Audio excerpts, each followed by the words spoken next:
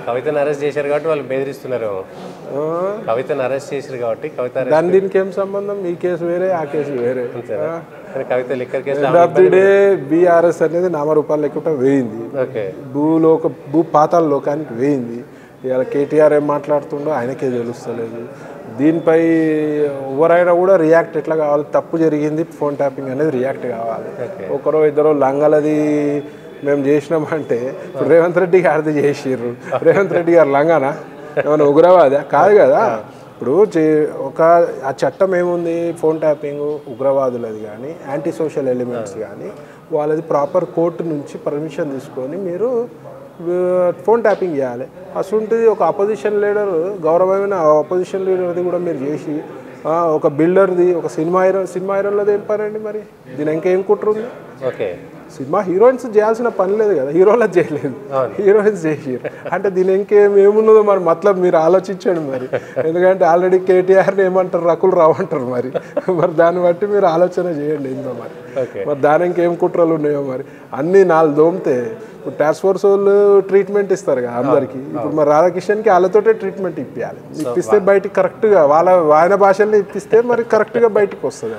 మీకు ఎప్పుడు వచ్చింది అనుమానం అంటే ఫోన్ ట్యాపింగ్ అవుతుంది? నేను డైరెక్ట్ చెప్పారు కదా, నీ మూమెంట్స్ అన్ని మేము చూస్తున్నామని చెప్పి. మూమెంట్స్ ట్యాపింగ్ అని ఎందుకు అనుకోవాలి? 100% నా ఫోన్ ట్యాపింగ్ అయింది. 100%. నేను ఎక్కడ పోయినా ఏం మాట్లాడినా వాళ్ళు చెప్తున్నట్టు ఇక ట్యాపింగ్ కాకుండా ఏముంటుంది. మీరు ఎన్ని డబ్బులు ఇచ్చేసి డబ్బులు ఇస్తాండి, డబ్బులు ఇస్తే నా మీద కేసులు ఎందుకైతే? డబ్బులు ఇవ్వలేదనే కదా వాళ్ళకి నా మీద కసి. అదే ఎందుకు రాధాకిషన్ రావు గారు అంత ఈజీగా వదిలిపెట్టారు కదా మరి డబ్బులు ఇవ్వకుండా? నాకు ఇప్పుడు మీడియా నేను అంటే మీడియా ముందరకు వస్తా భయపడకుండా. మరి ఎందుకు న్యూసెన్స్ అనుకున్నాడు ఏమో అనుకున్నాడు మరి. మీరు అయితే ₹1 కూడా ఇవ్వలేదు? ఒక్క సింగల్ రూపాయి భయపడకుండా? నాకేం భయం అండి. భయపడనందుకే కదా కేసులు అయినాయి. భయపడితే నేను గజ్వెల్ పోను కదా. ఇప్పుడు ఆ కేసులు ఎదుర్కొనేటువంటి ప్రయత్నం చేస్తారు. డెఫినెట్గా క్వాష్ అవుతుంది. నిలబడదు అది. అన్ని క్లియర్ ఆయుధాలన్నీ లైసెన్సులు ఉన్నాయి, క్లియర్ కట్ ఉంది. ఇప్పుడు వాళ్ళు ఫస్ట్ ఫేక్ లైసెన్స్లు అని పెట్టారు. నేను అన్ని ఒరిజినల్ లైసెన్సులు చూపించాను. చూపించగానే గుళ్ళకి విత్ వెపన్స్ పోయినాను. సరే గుళ్ళకి విత్ వెపన్స్ పోవడం తప్పు, పోయినా అని చెప్తారు కదా. మరి లక్షల మంది అమ్మవారి బోనాల టైంలో వస్తారు కదా, సీసీటీవీ అనేది ఉంటుంది కదా, ఉంటుంది కదా పబ్లిక్ దాంట్లో. సీసీటీవీ ఫుటేజ్ చూపి నేను గుళ్ళకి పోయినా, నేను పోయినా, నా గన్మెన్లు వచ్చిరాలా చూపించండి. అది కూడా అక్రమ కేసు మీ మీద? డౌట్ ఏముంది?